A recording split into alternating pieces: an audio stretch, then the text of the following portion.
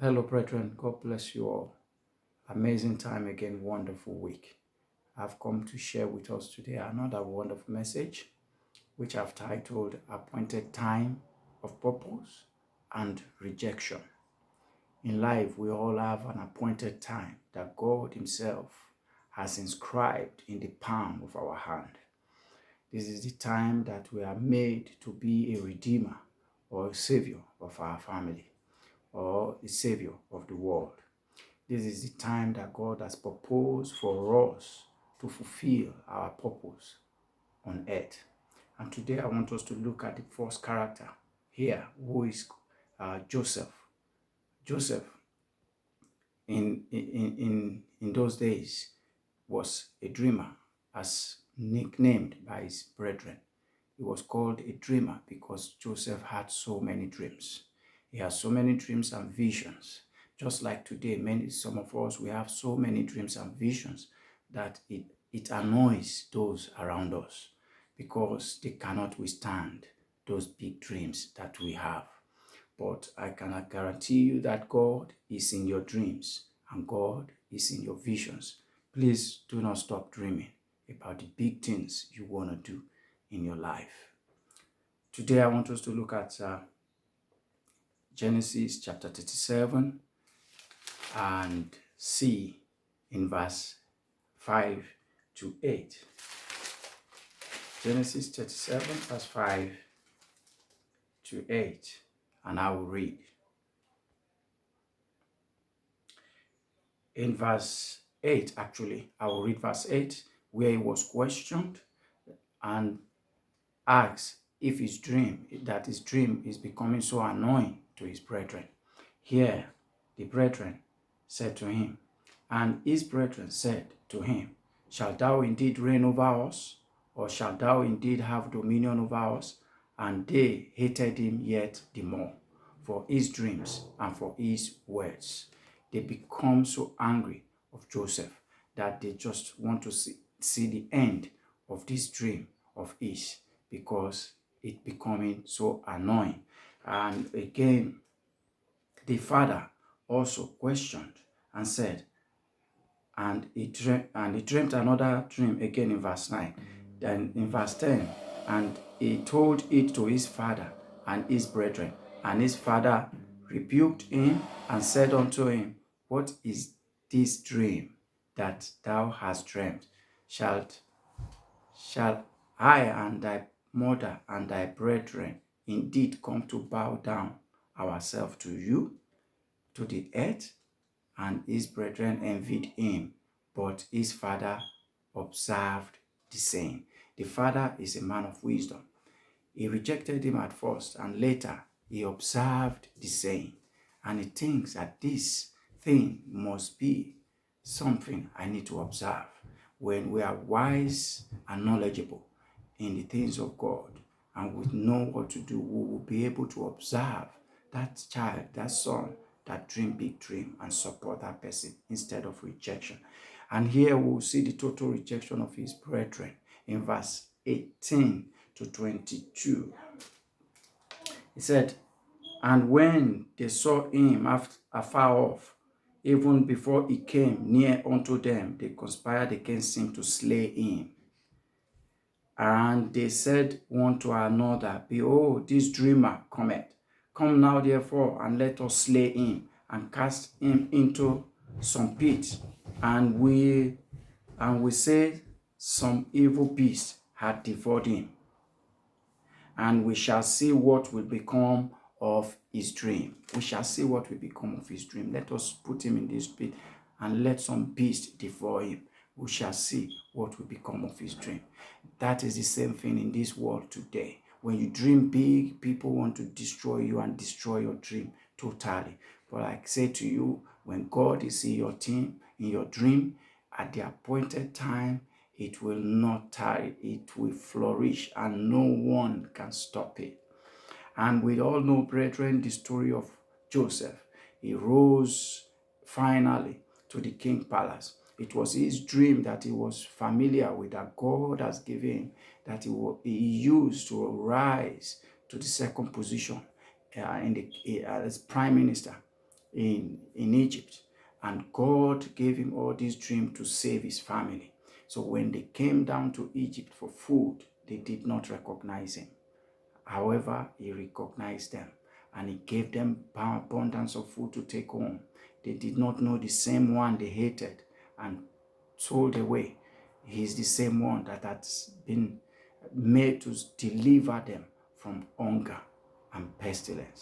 But we see how we should protect those who have big dreams amongst us. To hate those who have big dreams among us is to hate ourselves, because God is in our big dreams.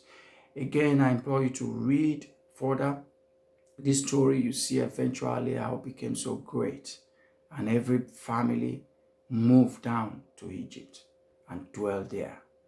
Again, I want us to see another character, who is Moses. Moses was raised in the king's palace, and when he grew up there in the king's palace, after realizing that these people that are slaves from his own people, he decided to wade in and smote one of the Egyptians to death when it was too hard on the slaves. And a few days later, he was trying to settle his brethren from fighting. He said, why are you fighting among yourself? You are brethren, you are the same blood. And they said, no, who made you a ruler over us? The same question was asked by Joseph's brethren, who will make you a king or a ruler over us? Are we going to bow to you one day? But they did bow, because it was in an appointed time they will, because God is in that vision and dreams. So Moses also is being asked here. We will see the account. I want us to see the book of Acts. I won't be going to Exodus here today. There is an account here in the book of Acts. Acts will be reading from verse. We'll read the question first. Acts 7:27.